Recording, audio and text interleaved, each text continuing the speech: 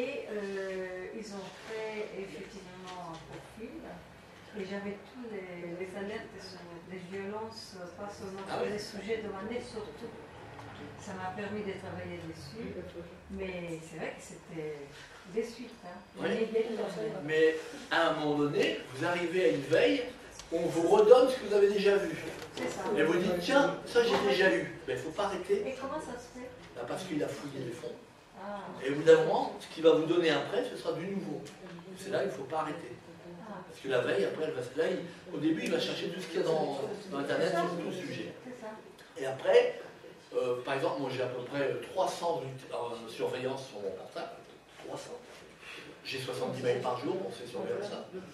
Mais les 300 ne vont pas me ramener à chaque fois un résultat par jour. Par contre, 70 résultats, c'est parmi les 300, j'ai des résultats qui vont...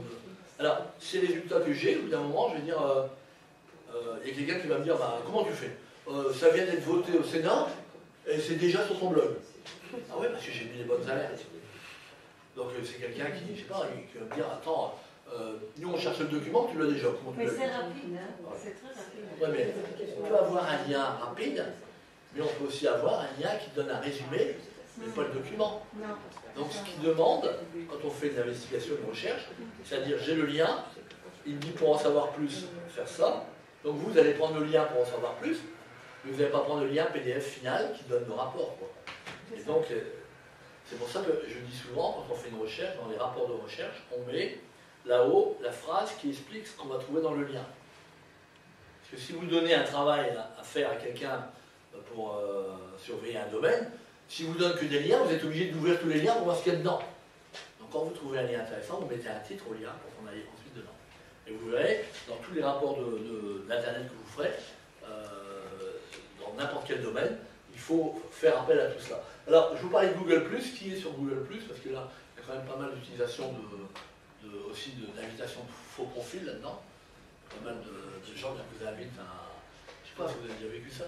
Google+, en vérité, Google+, j'utilise absolument pas. On est obligé d'avoir, du moment qu'on a un compte Google, on a un compte Google+. Donc, est-ce que vous avez déjà eu des cercles qui se sont créés dans Google+? Des cercles, non, le seul cercle où je suis, c'est un cercle de jeu, donc que je connais, que je... Parce que moi, je me suis retrouvé dans des cercles là où, franchement, il n'y avait pas matière à être. Et ces cercles-là, c'est, en fin de compte, des profils plus rencontres, je sais pas quoi. Alors, on ne connaît pas, alors quelqu'un me disait une fois, ah, tu as validé cette personne, tu t'es trompé, hein. C'est pas le profil que tu croyais, hein. Pas du tout dans ce profil-là, je ne sais pas si tu as vu, c'est un avatar. C'est un avatar. Donc elle est là-dedans, et puis après, quand elle est dedans, elle peut rayonner sur nos profils.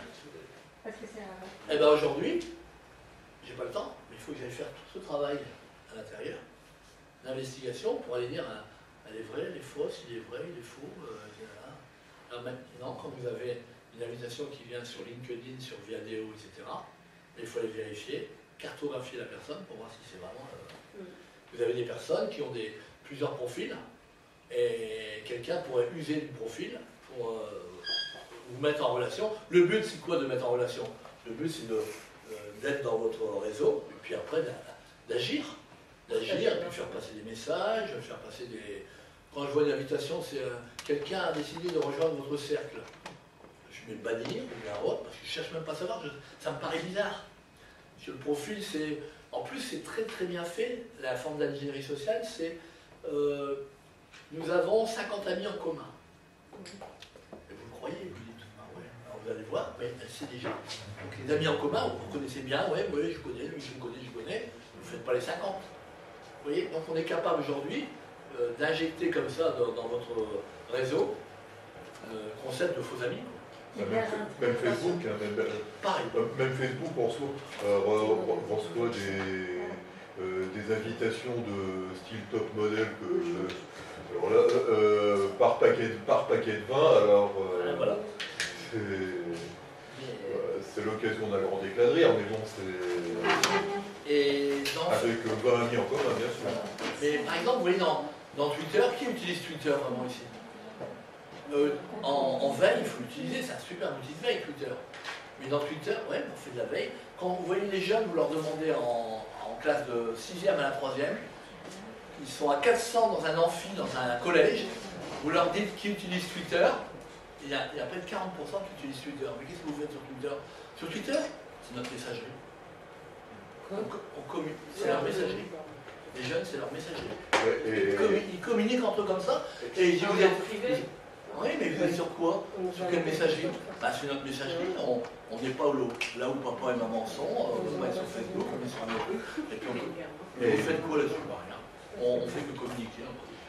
Et beaucoup prennent un peu la messagerie, même des profils, même publics, et puis sur Twitter, c'est des propos publics, donc c'est la loi sur la presse, la diffamation, l'injure, la citation, la provocation à l'atteinte à la vie ou l'intégrité physique, etc. On a tout le droit de la presse qui s'applique. Et c'est comme ça qu'il y en a qui se retrouvent à la 17e chambre pour des tweets polémiques. Mais le problème aussi de ces sites comme Twitter, et dans votre cas, c'est de vous mettre en relation avec moi, j'ai interdit à ces sites parce que je ne suis pas là. J'ai dit la dernière fois sur Twitter, vous appropriez et vous sortez du contexte des lois de la commune. Vous n'avez aucun droit de faire ce que vous faites. Mais ils s'approprient, il y a plein de démonstrations parce qu'en fait, ils fouillent avant, comme vous dites. Et sur Twitter, quand vous utilisez Twitter, vous n'avez pas conscience que, par exemple, il y a un hashtag, il y a quelque chose qui arrive, ou à l'arrobase, et vous vous retrouvez retweeté par quelqu'un qui va tweeter ça à 400-500 personnes qui n'ont pas justement à être avec vous. Vous voyez? Moi, si je faisais ma carte. Alors aujourd'hui, il existe des outils de cartographie Twitter. C'est-à-dire la possibilité de voir qui a tweeté. Est-ce que votre nom a été mis dans un tweet? Est-ce que votre domaine a été mis dans un tweet? Et c'est pour ça que je vous dis que c'est un bon outil de veille pour surveiller. Alors, il y a twittersearch.com qui permet de faire ça. Donc vous vous intéressez à un sujet, vous voulez savoir qui tweet sur le sujet. Qui a tweeté à votre insu sur votre nom ou a mis votre nom dans un tweet? Oui. Est-ce que moi, quand on dit que c'est un bon outil de veille, vous entendez veille dans le sens mettre en veille ou dans le sens veiller sur, veiller à? Bah, c'est veiller sur, sur vos centres d'intérêt, par exemple. Ça peut être ça. Hein? Mais quand moi je mets ça sur mon blog, quand je mets sur mon blog une information, j'ai mis le bouton tweeter, et d'un seul coup, des exemples. Imaginons que j'annonce. Ça arrive, c'est la confusion dans le numérique quand vous avez plusieurs outils. Vous êtes au téléphone, vous êtes en train de faire un copier-coller de quelque chose. Il y a quelqu'un qui vous appelle en disant: est-ce que tu te rappelles, Jean-Paul, tu m'avais envoyé à un moment donné un article et ça m'intéresserait de le relire, de le retrouver, si j'en ai besoin pour une recherche. Est-ce que tu l'as cet article?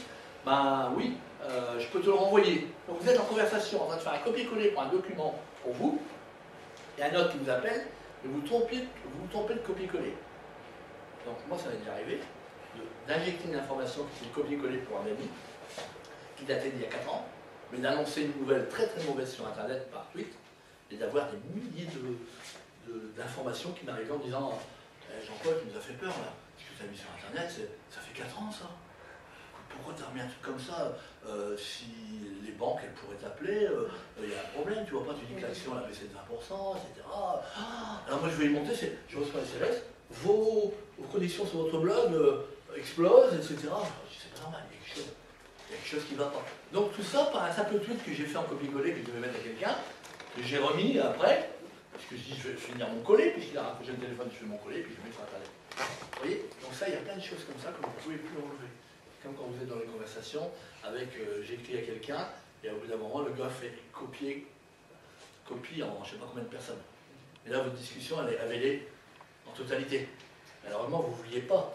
Et sur YouTube? Ah bah ça c'est pareil, vous avez des followers aussi sur des... Ça m'est déjà arrivé de trouver sur Google Plus en fait une discussion que j'ai eue en cercle avec un ami. C'était compris ça va, j'ai trouvé que ça va sur Google. Voilà. Et dans la carto, vous pouvez remonter du ça. Et sur YouTube, quand vous avez quelqu'un qui vous suit, moi si par exemple, si j'écoute pour faire écouter de la musique à mes petits-enfants, j'ai 2 petits-enfants, si j'ai envie de faire écouter de la musique, et j'en fais écouter tel type de musique, et quelqu'un à ce coup qui me met sur YouTube un commentaire du type qu'est-ce que tu écoutes, Jean-Paul, c'est pas ton genre, t'écoutes ça, quoi. Mais non, c'était contine, comme ça. Puis après, c'est là que je me rends compte, mais je me dis, mais c'est vrai, ils me suivent là, 199 personnes qui me suivent. Mais si je vais sur YouTube, je vais vérifier que derrière une vidéo de site X, il y a un dessin animé, je ne sais pas quoi, la pédophilie ou je ne sais pas quoi, ben derrière, les suivants, ils vont dire, mais qu'est-ce qu'ils regardent comme ça? Parce qu'ils ont aussi des tendances. C'est ça. Donc ces tendances-là, bah, vous n'avez pas forcément fait exprès. Et quand vous retrouvez l'historique, vous dites, supprimez l'historique, enlevez tous les suiveurs. C'est du boulot parce que vous êtes tellement suivis partout, Twitter, Facebook, oui. Mais il y avait à un moment donné, mais c'est il y a quelques années, par exemple, quand on faisait une faute de frappe sur un site, par exemple, mettons Disney, on mettait Disney ou quelque chose comme ça, on tombait sur un site pédophile. Et c'était arrivé à mon beau-père qui a eu un coup de fil de la gendarmerie direct.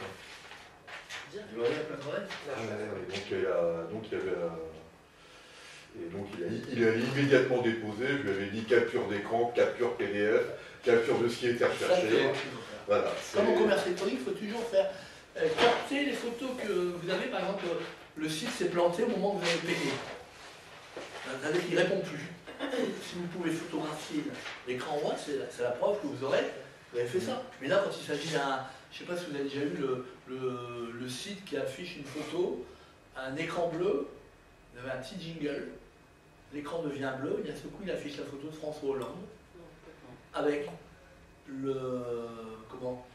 les logos de la police, les logos de la gendarmerie et tout. C'est marqué « Vous regardez des sites bizarres et nous avons détecté votre navigation, nous avons coupé votre connexion. Pour récupérer votre connexion, veuillez payer 100 € par ces 3 moyens. » Maintenant, tu peux payer 3 fois. Escroquerie, ça. Ah mais il a fallu à un moment donné non, c'est pas escroquerie, ça c'est extorsion. Hein. Ah ouais.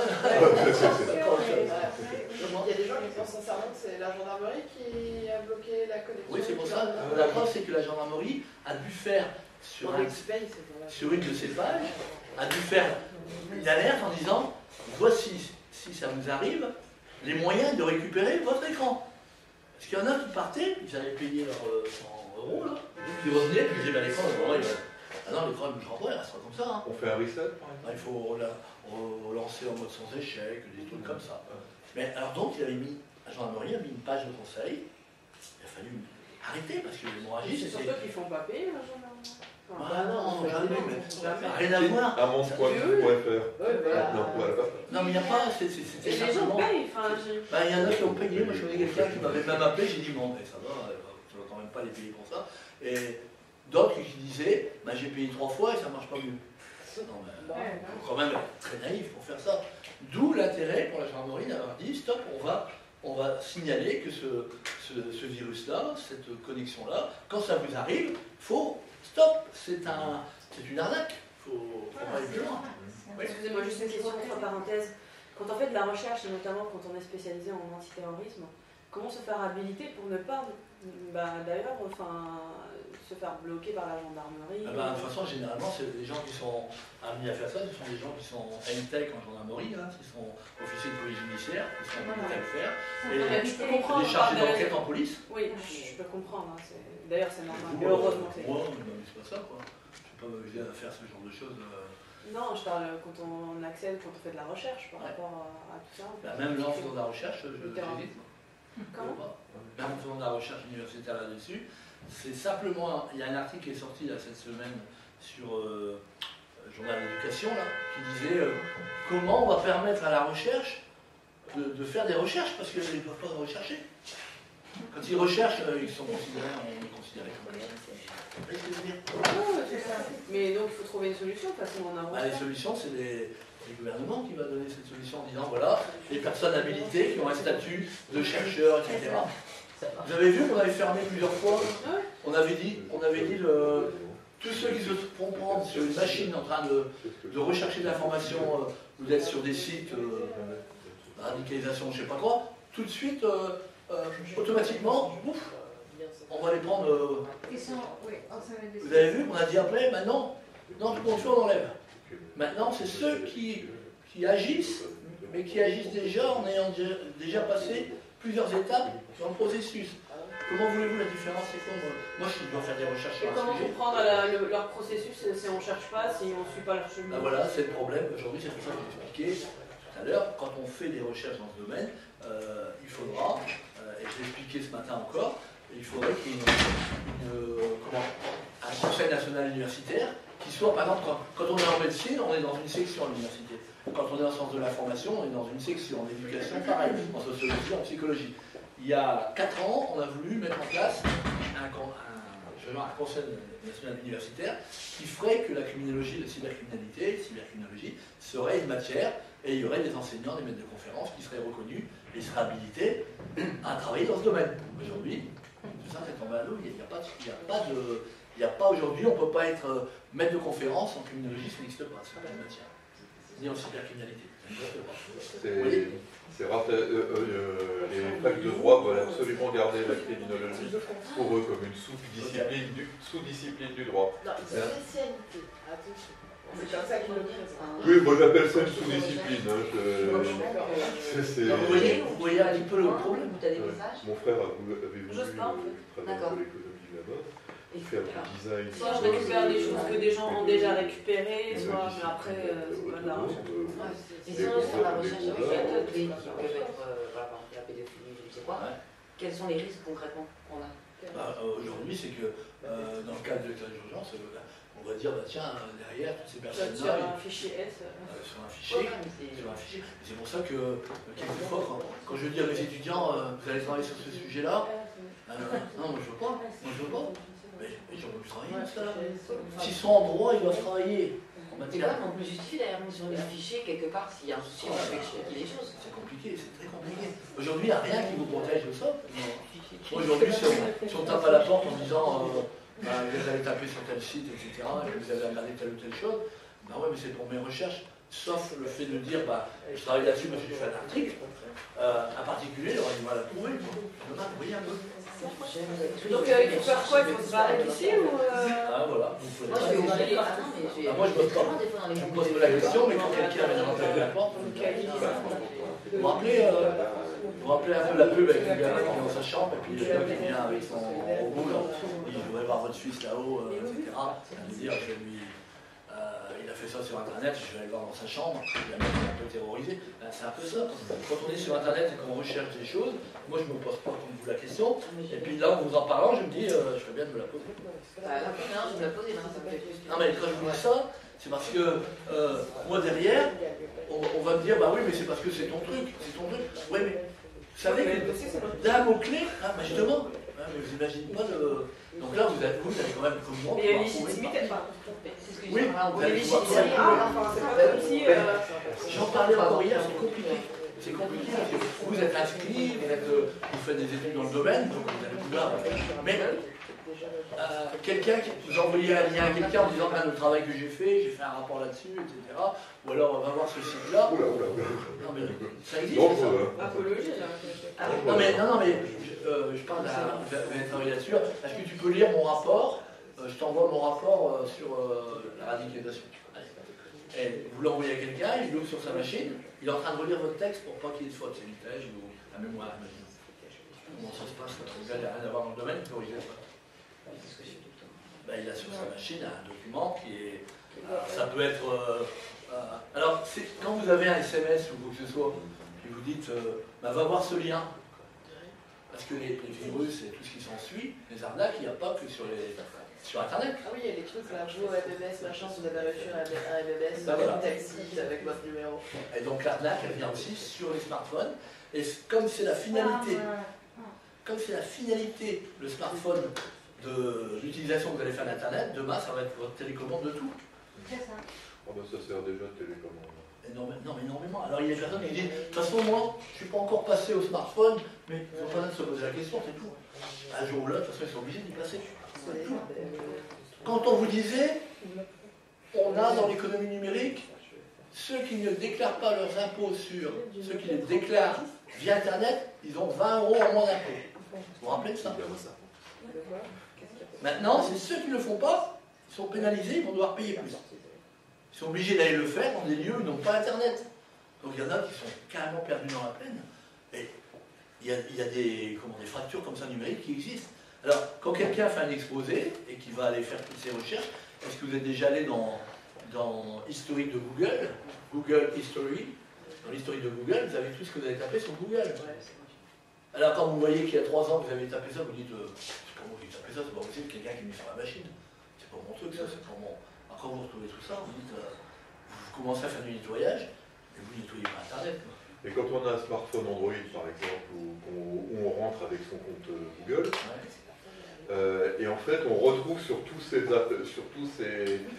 PC, ces tablettes, ces smartphones, tout ce qu'on a recherché. Exactement.